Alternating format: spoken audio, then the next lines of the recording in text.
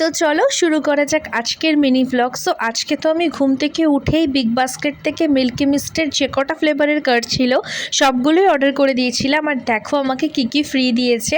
একটা কুলবার্গের ক্যান ছিল, একটু পপকর্ন ছিল, একটা জলজিরা ছিল, দুটো গ্রিন টির পাউচ ছিল আর একটা কফি ছিল। আর এই ফ্রি আইটেমসগুলো পেয়ে তো আমি ভীষণ খুশি হয়ে গিয়েছিলাম। তো যাই হোক, তারপর সন্ধ্যের দিকে বৃষ্টিটা কমতে রিক এলো, আমি আরও একটু বেরিয়ে পড়লাম। আর ফার্স্টেই গিয়েছিলাম জুডিওতে, তার কারণ আমার কটন প্যাড শেষ হয়ে গিয়েছিল। আর এটা আমার ভীষণ এসেনশিয়াল জিনিস, তো শেষ হওয়ার আগেই আমি রিস্টক করে রাখি। আর নেওয়ার ছিল একটা লিপ বাম, আর কিছু কিনিনি কারণ অলরেডি বার্থডে পারপাস প্রচুর শপিং করেছি। তারপর বেরিয়েই খেলাম গরম গরম চা, আর চা খেয়েই পৌঁছে গেলাম হচ্ছে ফ্রায়েড চিকেন খেতে।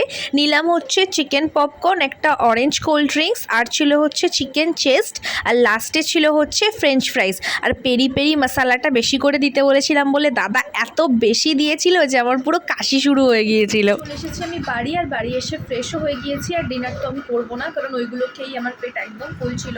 মানে আমার সাথে এটাই হয়, বাইরে থেকে সমস্ত ভুংভাং খেয়ে আসি, তারপর আর রাতে এসে আমি ভাত খাই না।